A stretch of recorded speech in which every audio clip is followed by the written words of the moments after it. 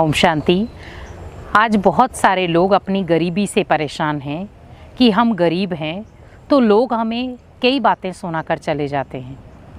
पहली बात यह है कि अगर कोई आपकी गरीबी का फ़ायदा उठा रहा है, क्योंकि ज़्यादातर देखा जाए कि जब कोई व्यक्ति गरीब होता है लोग उसका बहुत फ़ायदा उठाते हैं, क्योंकि अमीर का कोई फ़ायदा नहीं उठा पाएगा, लेकिन गरीब का बहुत फ़ायदा उठाते हैं। उसे कुछ भी बोल के चले जाएंगे, कुछ भी कहकर चले जाएंगे, कुछ भी बोलने से पहले सोचेंगे नहीं। लेकिन अगर आप देखें, हम अगर अपने आप को गरीब समझ रहे हैं तो गरीब निवाज ओनली आप नहीं हैं, भगवान को भी गरीब निवाज ही कहा गया है। क्योंकि भगवान ने भी गरीब निवाज का टाइटल क्यों लिया? क्योंकि आज एक व्यक्ति अगर गरीब है, कम से कम वो भगवान के लिए समय तो निकाल रहा है। उसे कुछ भी प्रॉब्लम होती भगवान से तो बातचीत करता है, उससे जीवन में कुछ चाहिए होता भगवान से तो लेता है।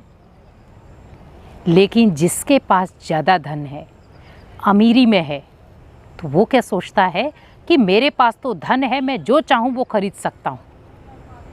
गरीब क्या खरीदेगा?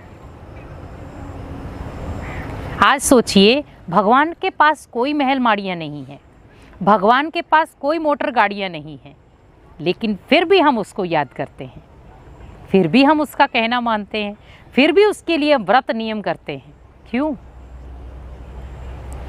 आज देखा जाए, जब हमने एक प्रसंग सुना कि जैसे सुदामा जी ने कृष्ण को चावल दिए, तो सोचिए कि ये क्या था। और चावल भी बहुत प्यार से कृष्ण जी ने स्वीकार किए। सोचिए कि ये एक अंदर की भावना थी, प्यार था।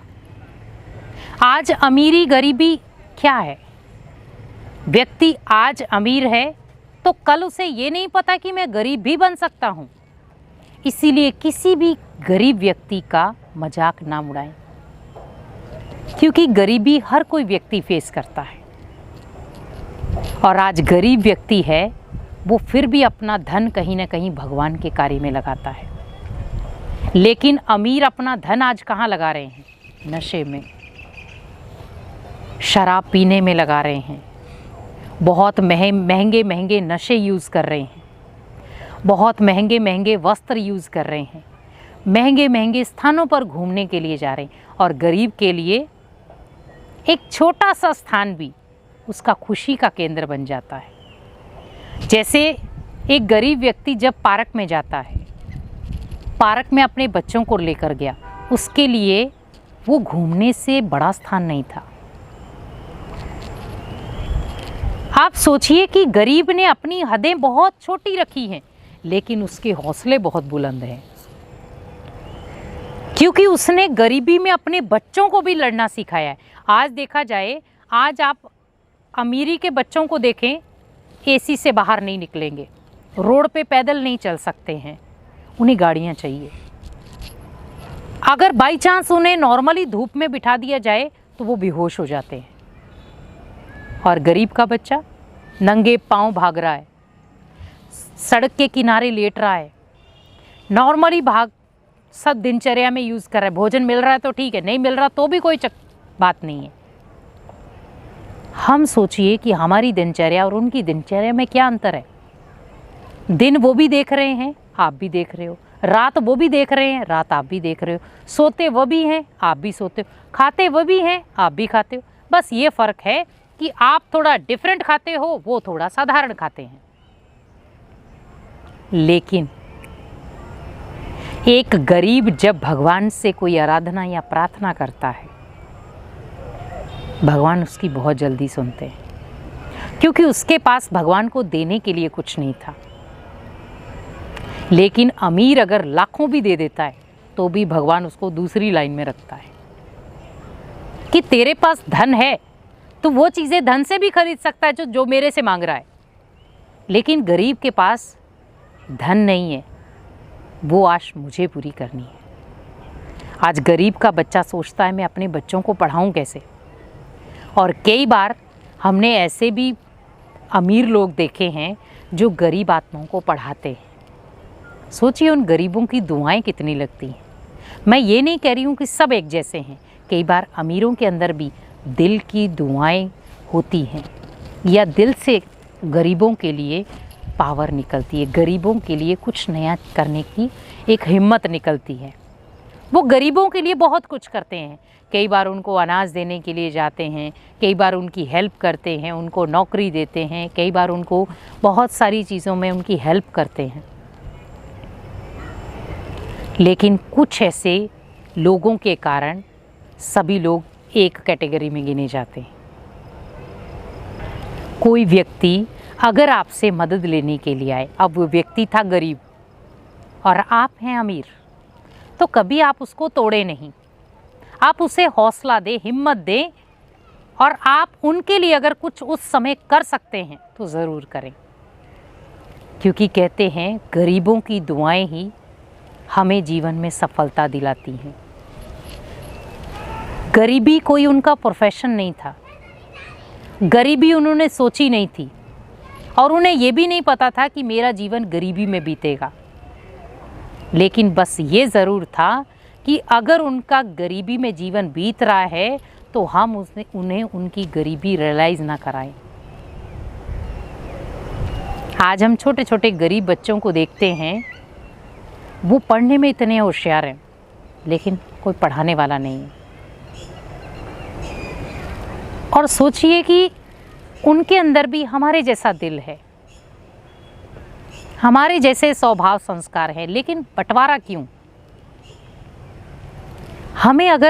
हमारे पास अगर धन ज़्यादा है तो भगवान ने कहा बच्चे जितना दोगे उतना बढ़ेगा। आप गरीबों की मदद में लगा दो, उनकी दुआएं मन में देंगी। ये नहीं है कि जब मेरा जन्मदिन है ओनली मैंने उस दिन गरीबों को बांट दिया, उसके बाद तो पूछेंगे भी नहीं। जब आपका दिल हो आप तब उनको दें, तो उससे वो भी खुश और आप भी खुश।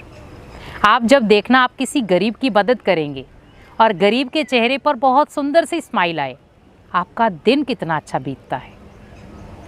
इसीलिए भगवान भी जब गरीब निवाज कहलाया जाता है तो उस समय भी, क्योंकि हम भगवान को भी बहुत कुछ देते हैं लेकिन वो कभी रखता नहीं है, वो हमें हर चीज़ का रिटर्न देता है। आज हमारे पास इतना धन क्यों आया? क्योंकि हमने उसको दिया। गरीब कई बार सोचता है कि मेरे पास धन नहीं है तो मैं भगवान को क्या दूं। आपके पास भगवान ने सुंदर तन दिया है, सुंदर मन दिया है।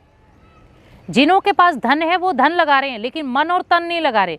अगर आपके पास धन नहीं है तो तन और मन तो लगा सकते हैं ना, तो आप तन और मन लगाएं। तो उससे क्या होगा? आप अपने जीवन की भावना को भगवान के सामने प्रत्यक्ष कर सकते हैं, क्योंकि भगवान धन का भूखा नहीं है, भगवान आपकी भावना का भूखा है। भगवान आपकी भावना को देखता है कि इस बच्चे की भावना मेरे प्रति क्या है।